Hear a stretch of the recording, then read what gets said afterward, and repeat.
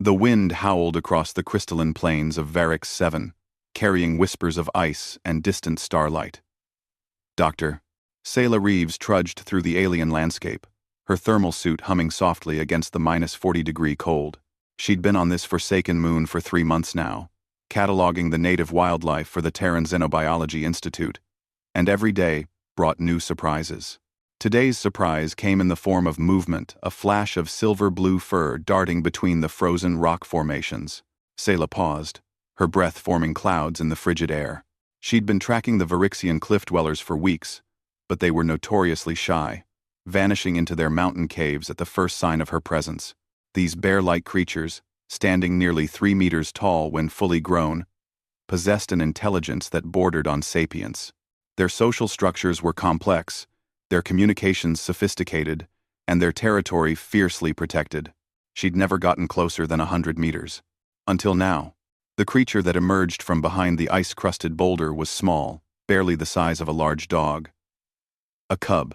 Its oversized paws stumbled over the uneven ground, and its pale blue eyes held a mixture of curiosity and exhaustion that transcended species. Selah froze, knowing that where there was a cub, there was usually a protective parent. Her hand instinctively moved to the emergency beacon on her belt, but she didn't activate it. The cub approached slowly, making soft, chittering sounds that her translator couldn't quite parse. Lost, perhaps. Or abandoned.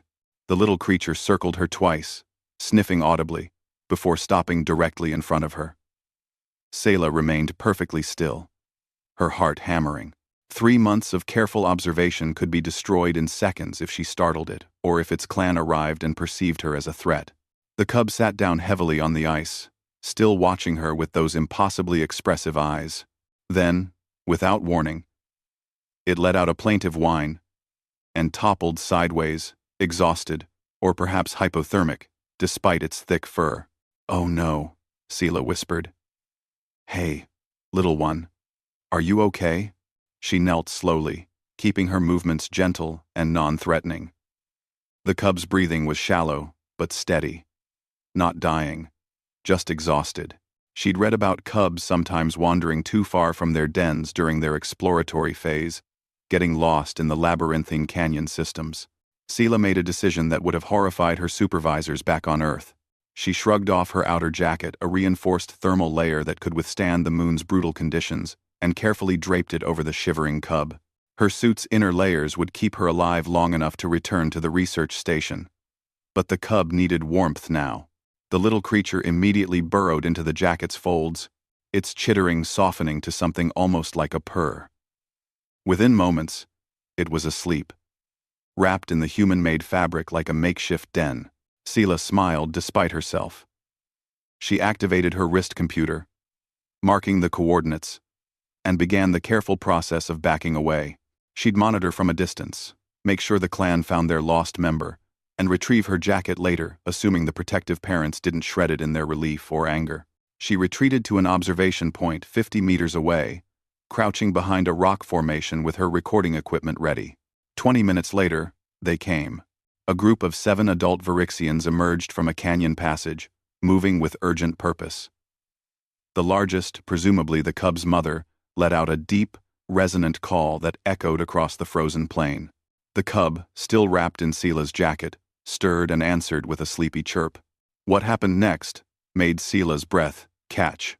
The mother approached the cub carefully, sniffing the jacket with obvious suspicion.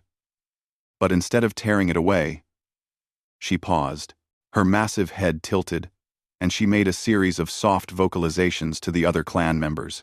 One by one, they approached, each touching the jacket with their broad noses, their expressions, if Selah was reading them correctly, shifting from concern to something else. Wonder, perhaps. Or reverence. The cub woke fully, squirming out from under the jacket but refusing to leave it entirely. It pawed at the fabric, chittering insistently to its mother. The adult Varixians formed a circle around the jacket and the cub, their postures protective but not aggressive. Then the largest male, distinguished by the silver streak across his muzzle, did something extraordinary. He carefully lifted the jacket in his massive jaws, handling it with incredible gentleness, and began carrying it back toward the canyon. The clan followed, with the cub bouncing excitedly alongside. Sayla watched, stunned, as they disappeared into the mountain passages.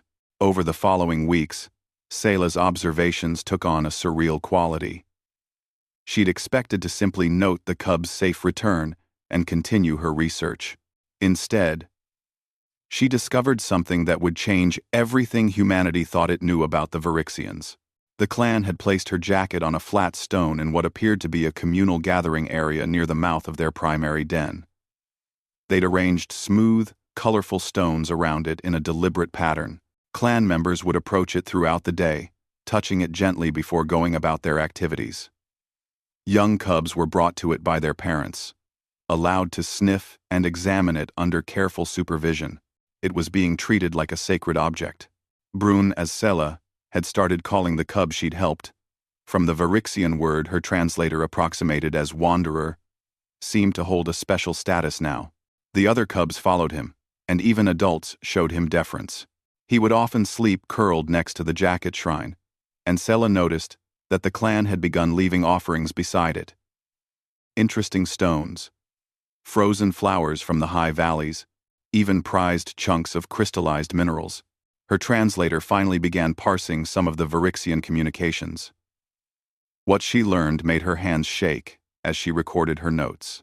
They were telling a story, a creation myth that had been passed down through generations, about the soft ones, who would come from the sky stars, beings of warmth who would share their protection with the Virixian people when the time was right. The cub's encounter, the jacket, Sela's act of kindness, it had fulfilled a prophecy they'd carried in their cultural memory for who knew how long. Sela sat in her cold observation post, watching Brune play with other cubs near the jacket shrine, and felt the weight of unintended consequences. She'd just been trying to help a lost child, a simple act of compassion that required no thought, no calculation. But to the Virixians, she'd become something else entirely, the soft one, the warmth giver, the one who fulfilled the old stories. When the supply ship finally arrived to rotate her out, Sela made a request that surprised her supervisors. She wanted to stay. There was so much more to learn. And now, incredibly, the Virixians were allowing her closer to their dens, accepting her presence as if she belonged, all because she'd let a tired cub sleep on her jacket. Sometimes, Sela thought, watching the clan gather for their evening ritual around the shrine, the most profound moments of first contact weren't about technology or communication protocols or careful diplomatic processes.